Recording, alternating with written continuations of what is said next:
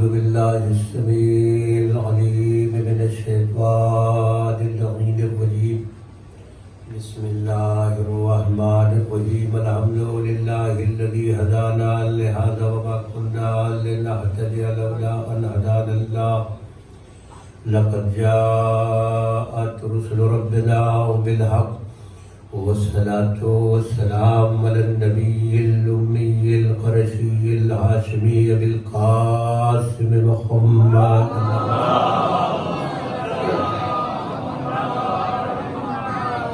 الذين أذهب الله عنهم الرجس وطهرهم تطهيرا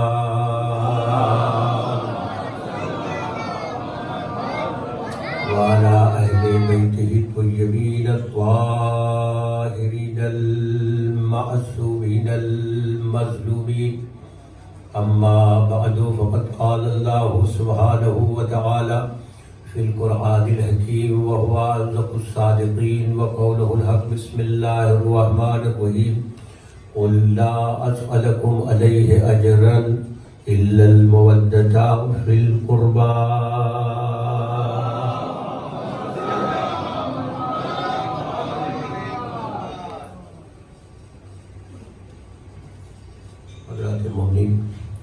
قرآن حکیم کی انتہائی مشہور و معروف آیت کریمہ کے ذیل میں مسلسل آپ کی خدمت میں یہ گزارش کی جا رہی ہے کہ چونکہ مطالبہ پروردگار کا یہی ہے امت سے کہ اگر اجر رسالت دینا ہی چاہتے ہو تو حضور کی قرابت داروں سے محبت اور مودت اختیار کرو. چونکہ دنیا نے بدلے میں اجر رسالت کے مودت تو نہیں اختیار کی بلکہ اس گھرانے سے جس قدر بھی ممکن ہو سکا دشمنی کا وہ پیمانہ جو کہ سوچا بھی نہیں جا سکتا تھا، جیسا کہ خود معصوم نے فرمایا کہ اگر ہماری دشمنی کا حکم دیا گیا ہوتا تو شاید اتنی دشمنی ہم سے نہیں کی گئی. اب اس میں الگ الگ جہاد سے الگ الگ طریقوں سے دشمن اہل بیت نے خدمت اپنی انجام دی. سب نے اپنا اپنا حصہ اس میں ڈالا. کل کی گفتگو میں آپ کی خدمت میں عرض کر رہا تھا کہ چونکہ جب آل کی بات آتی ہے تو سب سے پہلے سرکار کی بیٹی کا نام آتا ہے، اس کے بعد خود مولائے کائنات کا نام آتا ہے، پھر حسنین علیہ السلام کا نام آتا ہے. ظاہر ہے کہ یہی وہ ہستیاں ہیں جن کے مودت کا حکم دیا گیا. تو اس میں مولائے کائنات کی ذات گرامی کے ساتھ بھی تو لوگوں نے انصاف نہیں کیا، جس کا شکوہ ہمیں تاریخ سے ہے اور رہے گا بھی. کیوں؟ اس وجہ سے کہ جو کچھ بھی تاریخ میں لکھا گیا اب یہ کہیں کہ آنکھیں بند کر کے ہم پڑھ لیں اور سن لیں کہ صاحب بڑے معتبر راویوں کی روایتیں ہیں، بڑے معتبر عالموں نے لکھا ہوا ہے، بڑی معتبر ترین کتب میں آئی ہوئی ہیں، تو یہ تو انصاف کی بات نہیں ہو. ٹھیک ہے، سب اپنی جگہ محترم ہوں گے، معتبر ہوں گے، لیکن اہل بیت سے زیادہ تو معتبر کوئی نہیں ہے. چاہے وہ راوی ہو، چاہے وہ محدث ہو، اور چاہے وہ کوئی عالم ہو، اہل بیت کی ذات گرامی سے زیادہ تو کوئی معتبر نہیں ہو سکتا ہے. اور ہمیں یہ نہیں دیکھنا، اور سب سے بڑی چیز یہ ہے کہ جو بھی اپنے کو اس ڈیفینیشن میں لے کے آتا ہے کہ صاحب یہ اتنے دنوں تک رہے حضور کے ساتھ ساتھ تو صحابی ہے، تو ہمیں اس سے انکار نہیں ہے، کسی کی صحابیت سے ہمیں انکار نہیں ہے. ٹھیک ہے، اس تعریف میں وہ داخل ہو جاتے ہیں چاہے وہ ایک گھنٹے کے لیے آ جائے، لیکن یہ زور نہ دیا جائے کہ ان سے ہم پورا دین لیں. وہ ٹھیک ہے اپنے آگے ٹائٹل لگائیں، جیسے آج کل یہ ہوتا ہے کہ صاحب بڑے بڑے ٹائٹل لگائے جائیں تاکہ نام بڑا ہو جائے. ہاں یہ بھی ایک مسئلہ. ہمارے کو استاد تھے تو وہ کہتے تھے کہ میں روکتا تھا لوگوں کو کہ بھئی ہمارے نام کے آگے کیا لکھ دیا آپ لوگوں نے. کوئی کچھ لکھ دے رہا ہے، کوئی کچھ لکھ دے رہا ہے. جیسے کہ آج کل ہوتا ہے، وہ کیا ہوگا اپنی زبان سے میں نہیں کہنا چاہ رہا، بڑے بڑے القاب جو ہے آگے پیچھے لگ جاتے ہیں. اس میں کچھ لوگ کچھ ہوتے ہیں اور کچھ کو واقعی مطلب وہ سب پسند نہیں ہوتا تو کہتے ہیں کہ ارے سب نہ بھی لگائیں، تو ہم تو وہی ہیں نا. اور وہ یہ مطلب ہم کو دیکھ رہے ہیں لوگ تو کیا وہ فرق پڑ جائے گا، ہمارا چہرہ تو نہیں بدل جائے گا آپ کے لکھنے سے. تو ایک صاحب نے کہا کہ قبلہ یہ آپ کے لیے نہیں، یہ مجمع کے لیے لکھا جاتا ہے. آپ کو خوشی ہو یا نہ ہو تو ویسے ہی ہے کہ یہ امت میں بہت سارے جو ٹائٹل ہیں، صحابی ہے، صاحب تبع تابعی ہیں، یعنی ایک ایک کلاس جو پڑھتا رہا وہ اس میں ان کو خوشی ہوگی. ٹھیک ہے وہ کچھ چھوڑو، اس سے ہمیں بحث نہیں ہے. اگر ان کو دلی سے سکون مل رہا ہے کہ اتنا بڑا ٹائٹل ہمارے ساتھ لگا ہوا ہے تو کوئی اچھی بات ہے، چلو بولو، اس سے ہمیں بحث ہے. لیکن بس زور اس بات پہ نہ دیں کہ ان سے پورا کا پورا دین لیا جائے. گڑبڑ یہاں ہے، جو جتنا حصے میں آیا ہے بس اتنے حصے میں رہے ہو بس. ٹھیک ہے آخری زندگی میں آیا، آخری زندگی کا بیان کرے. اب وہ ابتدا کا بیان کر بھی نہیں سکتا جب بیچارہ رہا ہی نہیں ہو. تو مثالیں میں ساری دے چکا ہوں، وقت ضائع نہیں کرنا ہے. اب میں نے کل جہاں بات چھوڑی تھی، اب جو کیونکہ آنے والوں کا سلسلہ جاری رہتا ہے تو میں ایک آدھ 2 منٹ جو آپ کے ساتھ کرتا ہوں تو اس وجہ سے بھی کہ تاکہ لوگ بیٹھ جائیں. صلوات بھیجے محمد علیہ.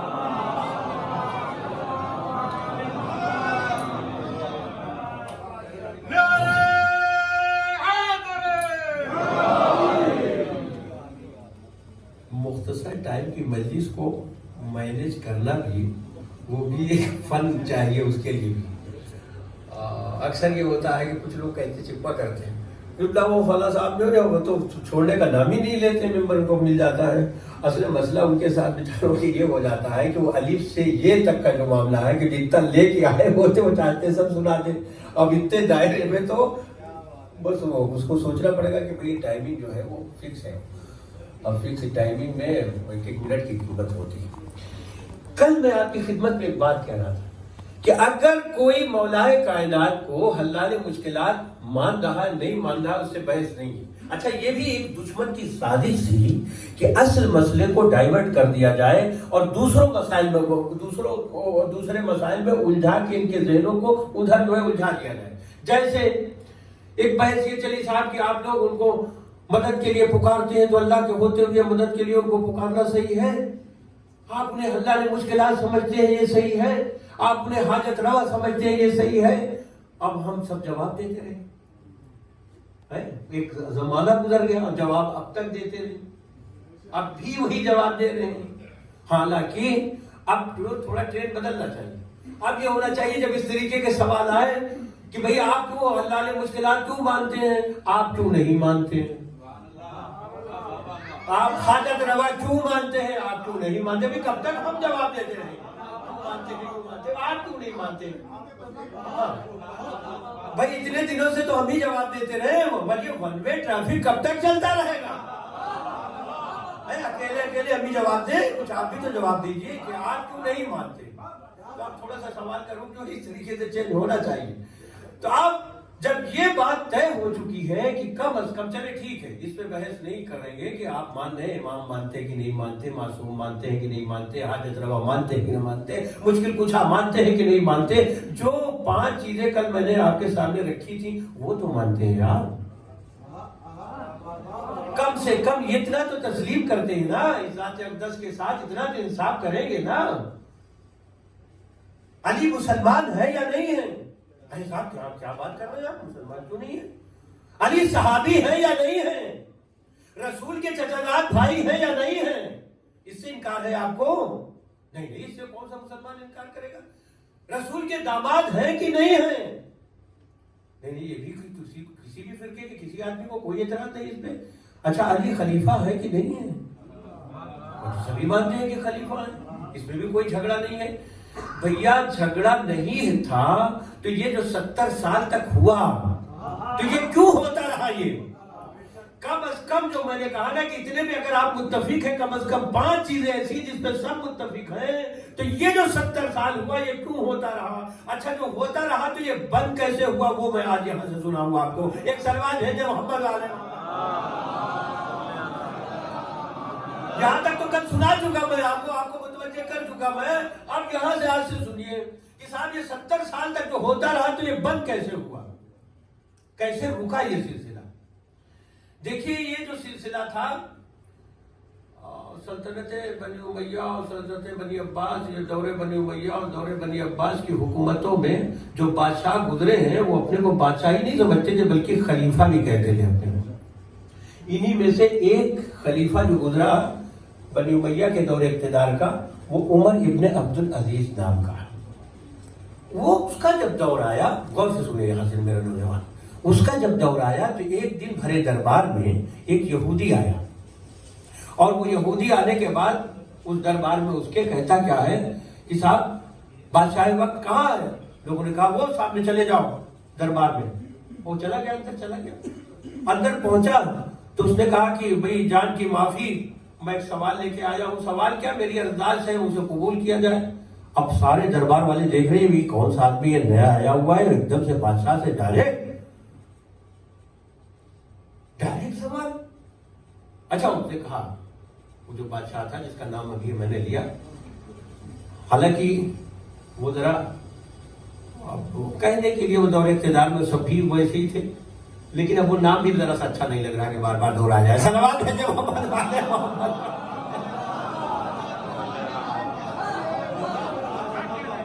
بہرحال اس نے کھڑے ہو کے سب سے پہلا سوال کیا, اس نے کہا آپ ہی ہیں بادشاہ وقت. اس نے کہا ہاں ہم ہی ہیں خلیفۃ المسلمین. اس نے کہا میری ایک ارزاش ہے. اب سارا مجمع دیکھ رہا ہے, کیا ارزاش ہے میری, کیا لے کے آیا ہے. میری خواہش ہے کہ آپ کی بیٹی سے میں شادی کروں. ایسا جسور بھی نہیں دیکھا ہوگا ہم نے کہ آتے ہی جو ہے ڈائریکٹ بغیر کسی تمہید کے, حالانکہ یہ چیپٹر ایسا ہے اس کے لیے بڑی تمہید بنانی پڑتی ہے. اس نے ڈائریکٹ سوال کیا, میں آپ کی لڑکی سے شادی کرنا چاہتا ہوں. وہ جتنے درباری بیٹھے تھے, اس کے بہی خواہ جتنے بیٹھے تھے, ایک دم سے شور مچایا سب نے. ارے تمہیں شرم نہیں آتی اس طریقے کی باتیں کرتے ہوئے؟ ہم مجھے جب بتا چکے کہ وہ یہودی, اور یہودی ہو کے تمہاری ہمت کیسے ہوئی خلیفۃ المسلمین کی بیٹی سے شادی کرنے کی؟ کجا تم, کجا بادشاہ وقت,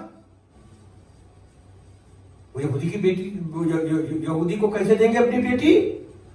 اس نے کہا میں حضور کی سنت پہ آپ کو عمل کروانا چاہتا ہوں. گھیر کے لایا بھائی یہودی. کب میں نے کچھ ایسا نہیں کہا, میں تو چاہتا ہوں کہ آپ حضور کی سنت پہ عمل کریں. حضور نے کون سی اپنی بیٹی کی شادی جو ہے یہودی کو کی؟ کس نے کہا؟ اب جو اس نے جملہ کہا نا جیسے سکتا پڑ گیا سب. گالی کون تھے؟ گالی یہودی تھوڑی تھے, وہ تو مسلمان تھے. یہودی تھوڑی تھے, تو مسلمان تھے. کہا جب مسلمان تھے تو ان کو ممبروں سے برا بھلا کیوں کہتے ہو؟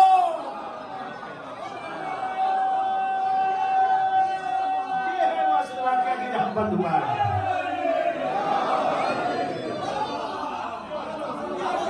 جب علی مسلمان تھے تو کیسے مسلمان ہو کے ممبر پہ بیٹھ کے ان کو برا بھلا کہتے ہو؟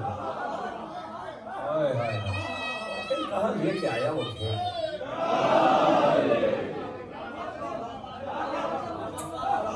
اور حقیقت میں اگر اس کا پوسٹ مارٹم کیا جائے تو اس وقت کے حالات میں اگر آپ بیٹھ کے ٹھنڈے دماغ سے کسی کو بھی اگر سمجھائے نا ٹھنڈے دماغ سے کہ بھیا ایک بات بتا دوں, یہ جو 70 سال کی تاریخ ہے, یہ 70 سال تک ایسا ہوتا رہا.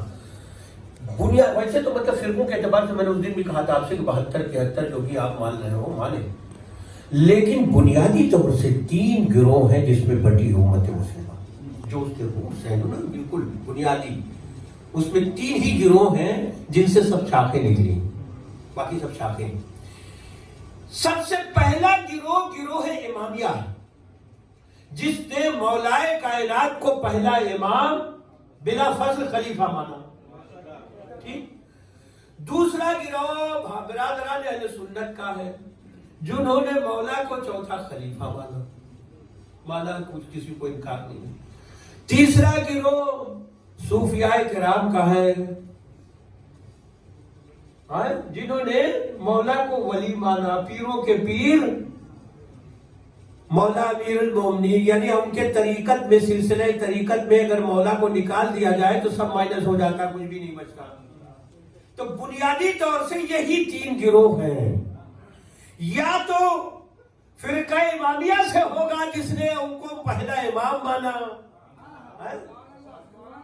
بلا فصل خلیفہ مانا.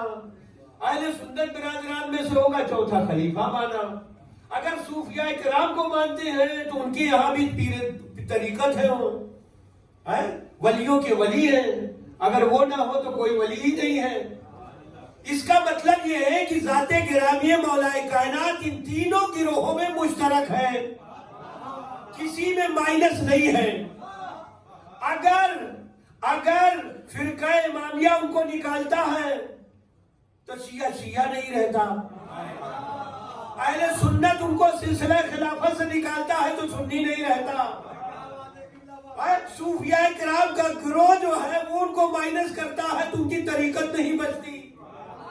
تو بھیا یہ تینوں گروہ تو ایسے ہیں کہ جن کے یہاں علی کامل ہے, ان کو نکال ہی نہیں سکتے, بچتا ہی کچھ نہیں ہے.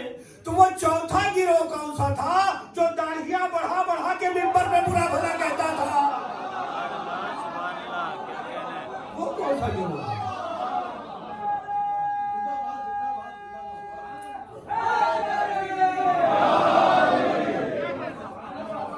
اس کی تلاش ہونا ضروری ہے. سارا مسئلہ اس کا کھڑا کیا ہوا ہے. بھئی یہاں اگر مسجد ہے, ماشاء اللہ جیسے مسجد شاہبان ہے, اب وہ وہاں پہ کوئی کھڑا ہو اور کہنے لگے کہ صاحب کیونکہ مسجد ہے یہ, یہاں تو ایسے مسائل نہیں آتے. اپنے ملکوں میں دیکھیں کبھی کبھی ایسے مسئلہ درپیش آتا ہے کہ کسی کو جیسے اس مسئلے کا پتہ نہیں ہے, دیگر قومیں جو ہے وہاں, کہ بھئی مسجد میں داخلہ جو ہے سوائے مسلم کے غیر مسلم کی انٹری نہیں ہے مسجد کے اندر. اب وہ صاحب یہ لکھا ہو, وہاں بورڈ لگا ہو کہ یہاں 3 طریقے کے لوگوں کی انٹری ہے, اور انہی تینوں گروہوں سے آئی ڈی کارڈ بھی مانگے جائیں گے تاکہ وہ پتہ چل سکے کہ کس گروہ سے جو ہے ملانگ رکھتا ہے. جیسے ہی امامیہ گروہ کا کوئی گیا, اچھا ماشاءاللہ سے شیعہ ہے, کوئی بات نہیں, مسجد بھی آپ کے لیے بھی ہے, اللہ کا گھر ہے, آئیے, دکھایا اس نے کارڈ وہ اندر, اور دوسرے وہ چلے آ رہے صاحب, اچھا برادر, ہاں ٹھیک کوئی بات نہیں, آپ جائیے, آپ کی آئی ڈی بالکل ٹھیک ہے. اور تیسری آئی ڈی ان کی, ہمارے صوفیاء کرام کی, ان کی بھی آئی ڈی چلے گی, مسلمان ہے وہ, چاہیے بسم اللہ. لیکن ایک صاحب آئے کہ نہیں مجھے اندر جانا ہے مگر آئی ڈی میرے پاس نہیں ہے, میں اپنا پروف نہیں دکھا پاؤں گا. وہ مسلمان, بھیا کون سے مسلمان ہیں؟ کم از کم یہی جو 3 گروہ ہیں اس میں سے کسی ایک میں سے انٹری کیجیے آپ. لیکن وہ اپنی انٹری کے تینوں گروہوں میں سے کسی میں بتا نہیں پا رہے ہیں. آج سب سے بڑا مسئلہ یہی ہے کہ سر ہلا کے کہتے تو ہیں مانتے ہم بھی ہیں, بھیا مانتے ہیں, ایسے مانتے ہیں کہ مانتے ان کو بھی ہیں, مانتے ان کو بھی ہیں, فیصلے نہیں کر پا رہے. ارے کہیں تو ٹکیے. اور مولا کائنات نے یقین کرنے کی, میں نے کل ایک جملہ کہا تھا, شاید کہ جلدی میں ہو سکتا ہے کہ آپ نے فراموش کر دیا ہو, لیکن پھر وہ جملہ اس میں سے دہرا رہا ہوں تاکہ میرا نوجوان متوجہ ہو. یہ کمال علی تھا کہ جب تک اس دنیا میں ظاہری طور سے زندہ رہے تب تک ان کی تلواروں کا زور چلتا رہا اور کسی کا سر نہ اٹھ سکا. لیکن آج جب اس دنیا سے ظاہری طور سے ہماری نگاہوں سے غائب ہیں تو ان کی فضیلتیں لڑ رہی ہیں, ہر میدان میں لڑ رہی ہیں, ہر موقع پر لڑ رہی ہیں. اور ایک بات اور بتا دوں, جب بات آ گئی ہے لڑنے کی, یہاں تو ماشاءاللہ سے میں تو دیکھ رہا ہوں کہ ہمارے آنے کے بعد سے یہ سلسلہ, یعنی 20 سال میں کتنے ہمارے جوان تھے جو بڑھاپے کی طرف جا رہے ہیں, اور جو بوڑھے تھے اس ٹائم پہ جب میں آیا تھا اور مزید بوڑھے ہو گئے ہیں. لیکن یہ ایج جو ہے نا, ایج کا وہ ہے, وہ حقیقت ہے, اس میں اس کو تسلیم کرنے میں کوئی وہ نہیں ہے کہ جو انسان 25 سال میں ہوتا ہے وہ کچھ اور ہوتا ہے, 30 سال کی جوانی میں جب ہوتا ہے تو عمر کچھ اور ہوتی ہے, جیسے 50 سال کے بعد پھر نیچے کی طرف جاتا ہے وہ پھر 60 سال کا کچھ اور ہوتا ہے. ابھی کسی سے بھی 60 سال سے اوپر جو 60 یعنی 60+ جو ہے, 60+ کا تو نام ہی لیتے ہوئے اس کو ڈر لگتا ہے, گھبراہٹ ہوتی ہے. یہ 60+ جو ہے بڑا چکر چل گیا. خیر وہ 60+ کے بعد تو پھر آدمی کہتا بھائی ہاں تم تو وہ بات تھوڑی ہے جو جوانی میں تھی. جوانی میں تو وہ پوری رات ہم لوگ چھپے داریوں میں رہتے تھے, 10 مجلسیں راتوں میں کر لیتے تھے. اب ایک مجلس بھی ہو جائے تو کافی ہے ہمارے لیے. یہ کب کہتا ہے بیچارہ 65 سال 70 سال کا جب ہو جاتا ہے. اس کا مطلب یہ ہے کہ دنیا میں اس چیز کا اثر دیکھا گیا ہے کہ جو انسان 25 سال میں جو ہوتا ہے پھر وہ 60 سال 70 سال میں نہیں ہوتا. ہم یوں ہی نہیں کہتے کہ ذات علی ایک معجزہ ہے. ذات علی ایک معجزہ ہے. علی کی شخصیت ایک معجزہ ہے. کائنات میں واحد شخصیت ہے کہ 25 سال میں جیسے لڑ رہی تھی ویسے ہی 70 سال میں بھی لڑتی ہوئی دکھائی دی. میں نے کتابت کا کوئی جملہ نہیں استعمال کیا کہ آپ سوچ رہے ہو کہ شاید کی کڑی سے کڑی مولانا ملا رہے نا. جس وقت پہلی جنگ مولانا نے لڑی ہے جنگ بدر 24 سال کے تھے. جنگ احد لڑی 25 سال کے تھے. اسی طریقے سے جو اس عہد کی جتنی جنگیں تھیں یہ 24 25 26 27 سال کی ایج میں لڑی ہے. اور یہ ایج وہ ایج ہوتی ہے جسے عنفوان شباب کہا جاتا ہے. تو ظاہر ہے کہ اس ایج میں اگر علی کی تلوار کا ڈنکا بج رہا تھا تو اس میں کوئی ایسی بات نہیں ہے. لیکن جب میں دیکھوں کہ 62 سال کے سن میں جنگ جمل اور نہروان اور صفین میں اسی طریقے سے تلوار چلے.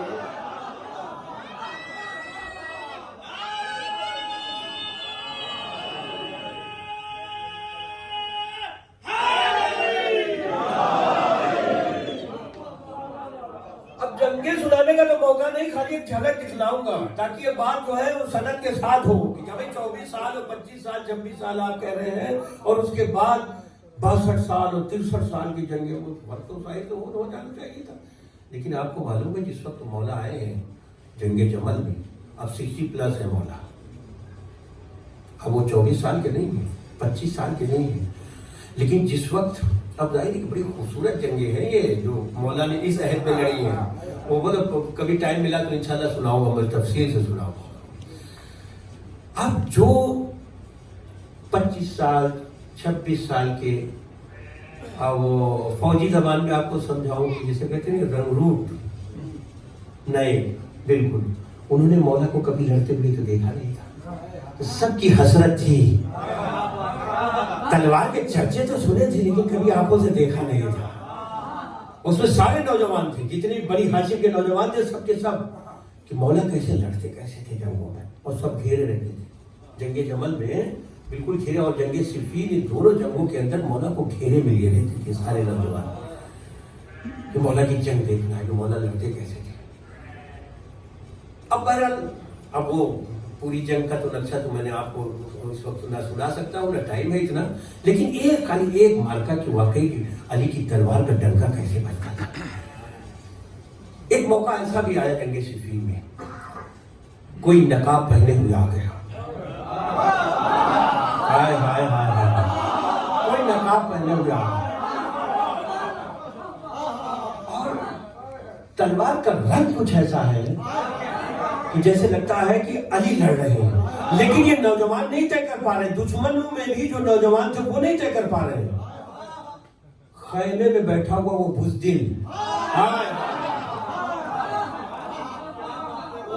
تو خیمے کے اندر کسی نے جا کے کہا کہ ایک نقاب پوش آیا ہوا ہے لیکن وہ ایسے لڑ رہا ہے جیسے سنا گیا ہے کہ علی لڑتے تھے. اس نے کہا تو نہ صحیح, میں بتاتا ہوں تمہیں ترکیب کا. کیا ترکیب ہے؟ کہ پورا لشکر مل کے حملہ کرے. اگر آنے والا پیچھے ہٹے سمجھ لینا کوئی اور ہے.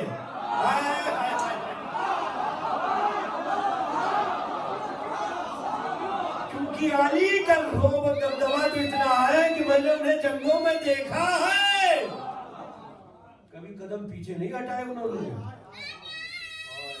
اب جو پورا لشکر مل کے جو ہے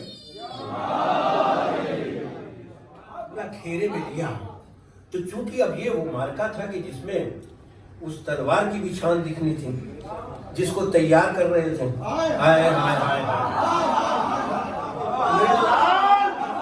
تیری شجاعت پہ مجھے بڑا بھروسہ ہے.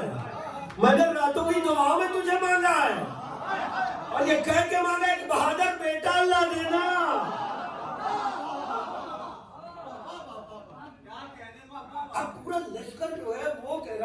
واقعی اگر یہ ترکیب ہے تو چلو مل کے ہی حملہ کرتے ہیں.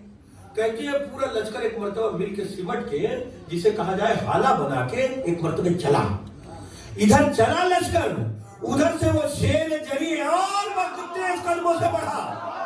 ایک مرتبہ فوج میں سے کوئی پکارا, ارے ہو نہ ہو یا تو خود علی آ گئے ہیں یا اپنے لال عباس کو.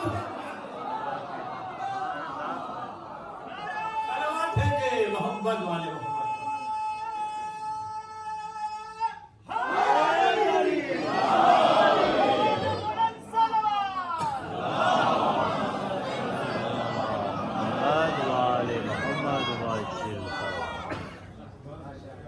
جس کی تربیت ہی اس انداز کی ہو. اب کربلا کی جنگ میں اب میں کہوں گی صاحب آپ کو ابو الفضل عباس علیہ السلام کی جنگ وہ میں سنا ہوا, تو لفظ جنگ جو ہے وہ ظاہر ہے کہ کربلا میں وہ ہے نہیں, کیونکہ جنگ کرنے کی اجازت ملی ہی نہیں. تو میں سناؤں گا کیا؟ ہاں یہ سنا سکتا ہوں آپ کو کہ چونکہ جنگ کرنے کی اجازت تو نہیں ملی, پانی لانے کی اجازت ملی, لیکن اس میں جو جنگ کا نقشہ دیکھا وہ بھی سمجھنے کی چیز ہے. جنگ عظیم جو سیکنڈ ورلڈ وار تھا, سیکنڈ ورلڈ وار, ابھی جو ہمارے بزرگ بیٹھے ہوئے ہیں انہیں بچپنے کی بات یاد ہو, ہم لوگوں کے تو خیر ذہن میں نہیں ہے وہ, لیکن بچپنے کی بات ہے ان کے کہ ان کو شاید یاد ضرور ہوگا, زیادہ عرصہ نہیں ہو رہا ہے سیکنڈ ورلڈ وار. لیکن اس سیکنڈ ورلڈ وار کو ہوئے ابھی تقریباً 70 سال سے اوپر ہو گئے تقریباً. اب 2 گروہوں میں پوری دنیا تقسیم ہو گئی تھی, یعنی پورا ورلڈ جو ہے 2 حصوں میں بٹ گیا تھا. جیسے کہا جائے کچھ ممالک ان کے ساتھ ہیں, کچھ ممالک ان کے ساتھ ہیں. لیکن آج وہ سارے جو ڈیوائڈ ہوا تھا نا وہ سب ایک ہو گیا. آج سب ایک دوسرے کا ساتھ دے رہے ہیں. اب وہ سب سیاسی باتیں ہوں ہمیں نہیں کرنی ہو, لیکن میں آپ کو دکھلانا چاہ رہا ہوں کہ آج یعنی جو بھی بٹے ہوئے تھے نا وہ سب ایک ہو گئے ہیں. وہ ادھر جا رہے ہیں, وہ ادھر جا رہے ہیں, ان کی ساری ٹیکنالوجی یہ استعمال کر رہے ہیں, وہ ان کی ٹیکنالوجی استعمال کر رہے ہیں. اس کا مطلب یہ ہے کہ اتنے دنوں میں اتنی ترقی کر لی کہ ایک دوسرے کی ٹیکنالوجی بھی استعمال کر رہے ہیں. اب ایک دوسرے کی ضرورت کو بھی سمجھ رہے ہیں, ایک دوسرے کی ضرورت کو دیکھتے ہوئے سب ایک ہو بھی گئے ہیں. اس کا مطلب یہ کہ سب کو اپنی اپنی طاقت کا اندازہ بھی ہو گیا. اس زمانے میں کوئی زیر ہوا کوئی زبر ہوا وہ ایک الگ بات ہے. جیسے مثال دے دوں میں آپ کو, جاپان ہیروشیما ناگاساکی کتنا مشہور ہے اس کو بمباری میں, آج تک وہ جھیل رہے ہیں اس کو. لیکن جس نے بمباری کی تھی آج وہی جاپان کی کاریں جو ہے ان کی سڑکوں پہ دوڑ رہی ہیں.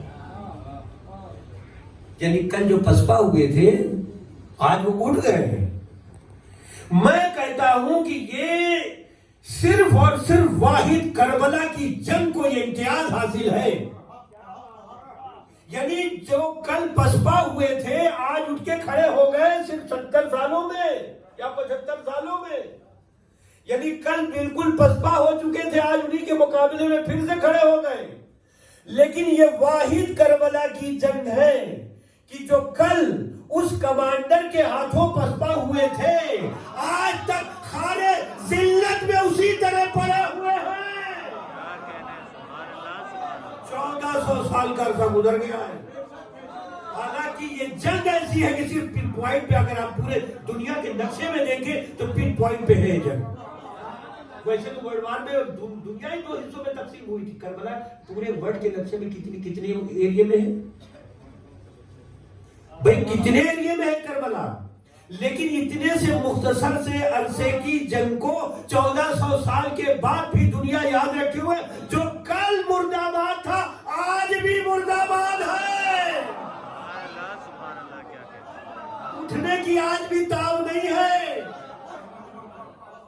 حالانکہ اتنے بنے گا نا کتنے مختصر. اچھا پھر لڑائی کی اجازت نہیں ملی, لڑائی کی اجازت نہیں ملی. اچھا 2 چیزیں ہوتی ہیں. ایک تو ہوتی ہے پالیسی جو جنگ کی بنائی جاتی ہے, وہ سربراہ بناتا ہے. جیسے کسی بھی ملک سے کسی ملک سے جب جنگ ہوتی ہے تو ملک کا سربراہ پالیسی بناتا ہے, اور جنگیں کون لڑتے ہیں؟ فوجیں لڑتی ہیں. اس کا جو کمانڈر ہوتا ہے وہ جنگ لڑتا ہے. اللہ اکبر, کیسا سربراہ تھا اور کیسا کمانڈر تھا.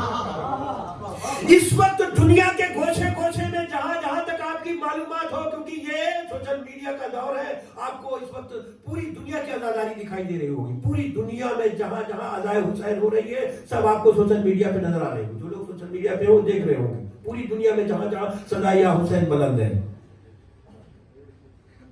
دنیا کے جس کونے میں جس حصے میں. پالیسی کون بناتا ہے جنگ کی؟ سربراہ. جنگ لڑتا کون ہے؟ کمانڈر.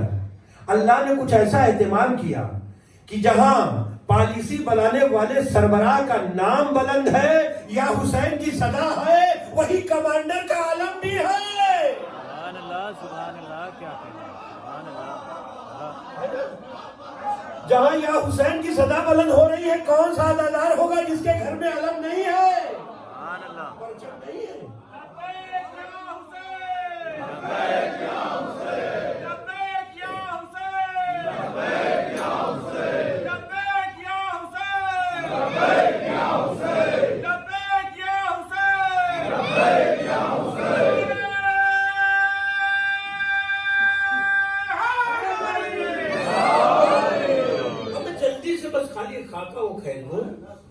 کہ واقعی سرکار وفا نے، حالانکہ جنگ کی اجازت ہی نہیں تھی تو جنگ کیا کرتی، لیکن ایک بات تو طے ہے، یہ تو ماننا پڑے گا، فورات کے پہرے کے بارے میں سب کو پتا ہے کہ فورات پر پہرا تھا. کہتے ہیں کہ 14,000 کا لشکر پہلے ہی دن سے تعینات کر دیا گیا تھا کہ گھاٹ سے پانی نہ جانے پائے. لیکن 7 تک تو یہ نوبت آ گئی کہ آپ برابر سنتے رہتے ہیں مسائل میں، 7 سے بالکل ہی پانی بند ہو گیا. اچھا، اس کے بعد ایک ایک کر کے ہر شہید بھی ہو گیا. تو فوجیں ادھر ادھر بھی جو بکھری تھیں لڑنے میں، بھائی 14,000 کا لشکر جب صرف گھاٹ پہ تھا، وہ تو گھاٹ پہ تھا، اس کی ڈیوٹی یہ تھی کہ گھاٹ پہ رہو، پانی یہاں سے نہ جانے پائے، ٹھیک. اور باقی جو لڑ رہے تھے وہ تو لڑ ہی رہے تھے، وہ تو جنگ ہو ہی رہی تھی. اب جب سب شہید ہو چکے ہوں گے تو وہ فوجیں بھی خالی ہوئی ہوں گی کہ نہیں ہوئی ہوں گی؟ یعنی کافی شہداء جب شہید ہوں گے، آپ صرف اور صرف ابو الفضل عباس اب اگر رہ گئے ہیں، اگر مقتل کی روایتیں یہ مانیں تو وہ بھی آگئے ہوں گے، شامل ہو گئے کہ بھئی چلو گھاٹ پہ پہرا دیتے ہیں. اس کا مطلب ہے کہ تعداد بڑی ہوگی. اب چاہے وہ 20,000 کا لشکر آ گیا ہو، چاہے 30,000 کا لشکر آ گیا ہو، اب یہ جو سارا لشکر ہے یہ کس لیے اکٹھا ہے؟ یہ سارے کے سارے اس لیے اکٹھا ہے کہ پانی جو ہے خیمے تک نہ جانے پائے. بات ابھی جنگ کی نہیں ہے، پانی نہ جانے پائے. میں پوچھتا ہوں کہ بھیا اگر تاریخ کے ورق سے اس چیز کو لے لیا جائے کہ صرف ایک مشت پانی ہے وہ چلا جائے خیمے تک، تو جنگ کا نقشہ کوئی ایسا تو ہے نہیں کہ بگڑ جائے گا، چلا جائے.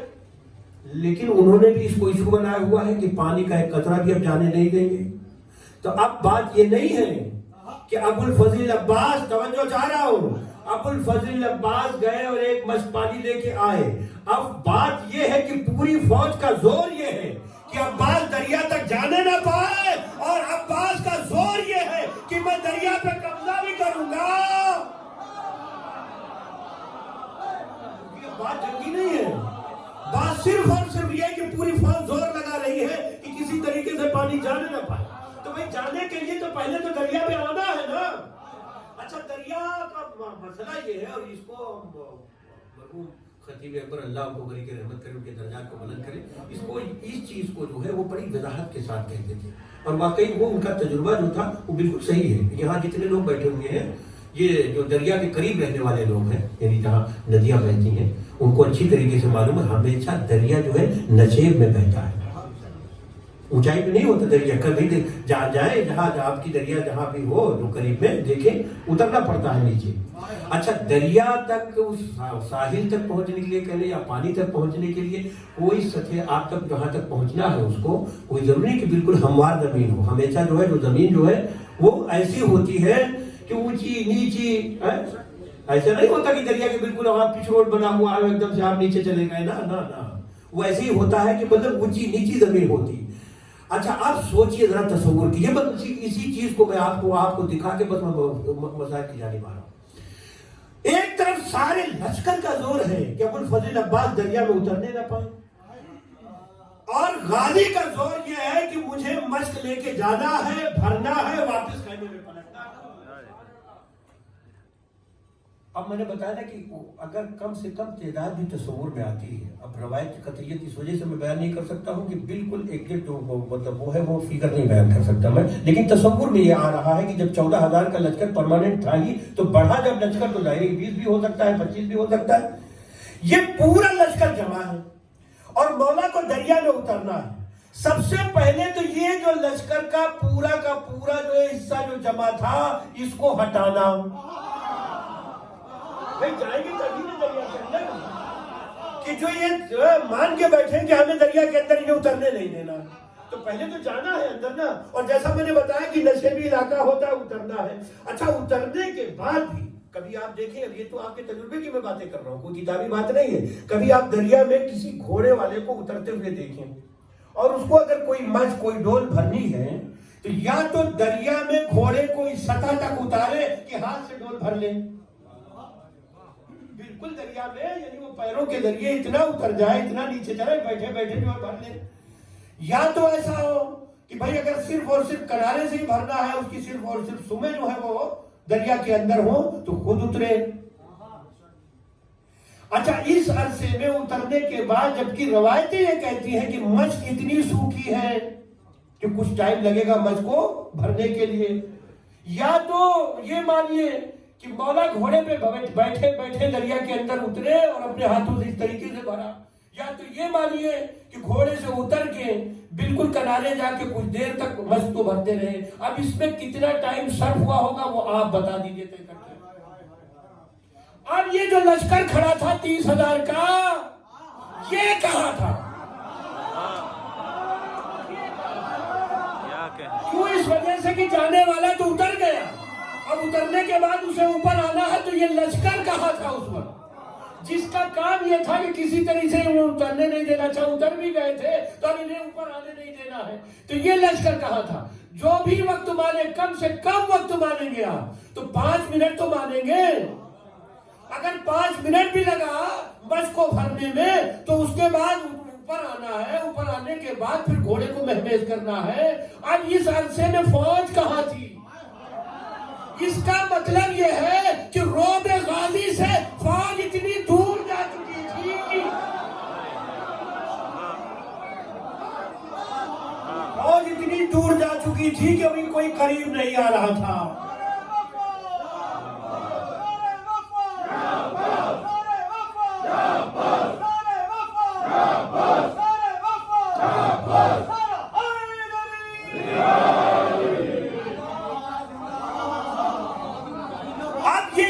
جو آپ مصائب میں روایتیں سنتے ہیں وہ بھی بالکل ثابت ہونے لگتی ہے. کیوں؟ اس وجہ سے کہ جس وقت ابو الفضل عباس گھوڑے کو مہمیز کیے خیمے کی جانب تیزی سے بڑھ رہے تھے تو ایک شکی نے تیر مارا. اس کا مطلب یہ ہے کہ فوج اتنی دور تھی کہ صرف اور صرف تیر سے ہی حملہ ہو سکتا تھا. کیونکہ یہ تو آپ مصائب میں سنتے ہیں، اس وقت گریے کے عالم میں نہیں سوچ پاتے. لیکن اب میری بات کی تائید ہو جائے گی کہ واقعاً اب مولا نے اتنی دور کر دیا تھا کہ سوائے تیر کے کوئی دوسرا راستہ نہیں تھا کہ غازی کا راستہ روکا جائے. اب جو تیر چلا عزیزو، بس میرے تمام کی گفتگو، تیر چلا، غازی کا زور اتنا تھا کہ کسی طریقے سے مشق پہنچے. مقتل یہ کہتا ہے کہ ابو الفضل عباس کی نگاہ صرف اور صرف خیمے کی جانب تھی، کسی طریقے سے خیمے تک یہ پانی پہنچ جائے. ادھر تیر آیا، تیر کا آنا تھا، مشق کے پانی کا بہنا تھا. بہتے ہوئے مشق کو دیکھتے تھے، کبھی خیمے پہ نظر کرتے تھے. اللہ اکبر، کیا منظر رہا ہوگا، میں کتاب کی روایت ہی دہرا سکتا ہوں. اچھا اسی اسنا میں ایک تیر ایسا بھی آیا جو آنکھوں میں بھی لگا. اللہ اکبر، جو آنکھوں میں بھی پیوست ہوا. ارے کس مصیبت کا تذکرہ کیا جائے غازی کے، آنکھوں میں ادھر تیر لگا ہوگا. میں نے ایک روایت عجیب و غریب دیکھی. روایت کا ایک واقعہ دیکھا، کسی عالم دین کا کوئی ذاکر تھے، انہوں نے پڑھا کہ صاحب بس وہی روایت سناؤ اور مجلس کو تمام کر دوں. عزیزو، اے میرے نوجوانوں، رونے کے لیے کافی ہوگا. کہتے ہیں وہ ذاکر حسین جو ہے مجلس پڑھنے کے بعد جیسے اترے تو کسی نے کہا کہ آپ نے ایک روایت ابھی پڑھی کہ غازی کو گرد لگا. تو بھیا گرد تو غازی کو لگ ہی نہیں سکتا. اس کی وجہ یہ ہے کہ ابو الفضل عباس کا قد جو ہے بہت بلند تھا. کسی شکی میں یہ ہمت نہیں تھی کہ عباس کو گرد لگائے. کہنے لگے میں نے دیکھا اس وجہ سے پڑھ دیا. کہتے رات میں خواب میں دیکھا. کہا اس سے کہنا کہ کیا وہ مقتل میں موجود تھا. ارے میرے جری کی اس مصیبت کو دیکھا کہا اس نے. ارے ادھر تیر لگا.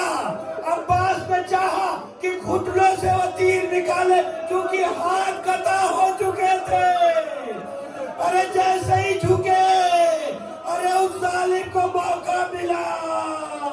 سر عباس پر گرد مارا.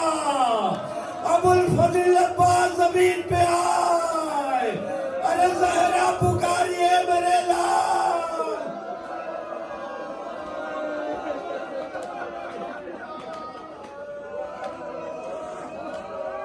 کیا مصیبت کا وقت رہا ہوگا جس وقت کہا ہوگا آقا مدد کو آئیے. ارے اب حسین چلے کمر کو تھامے ہوئے. الان انکسر آزاری. ارے میرے شیر تیرے مرنے سے میری کمر ٹوٹ گئی.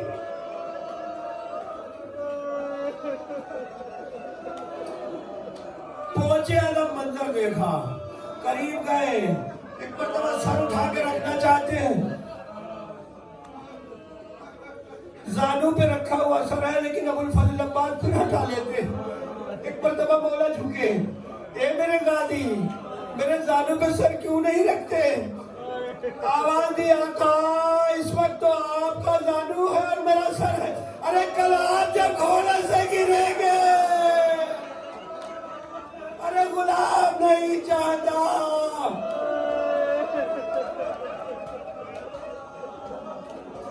یہ عجیب روایت بہت سنی ہوگی آپ نے اور ذاکرین پڑھتے بھی ہیں کہ اس وقت جس وقت وصیتیں فرما رہے تھے اس میں سے یہ بھی تھا آقا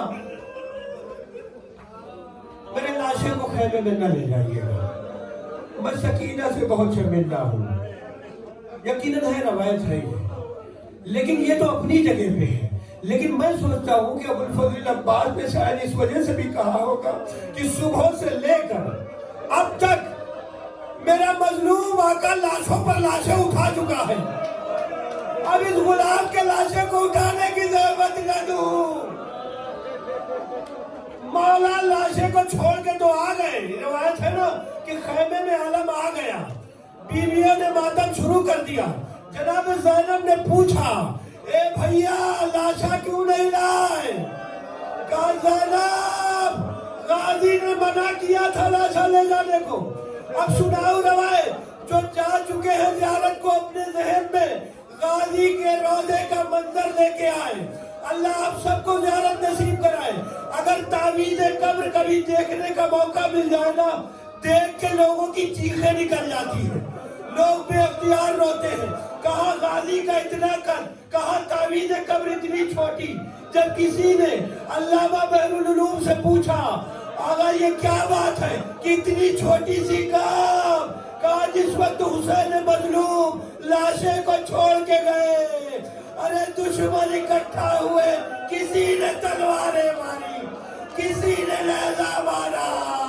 ارے سید سجاد نے دفناتے وقت ایک مرتبہ جب لاشیں کو اکٹھا کیا اتنی چھوٹی قبر ہو گئی. وہ طویل قامت ابو الفضل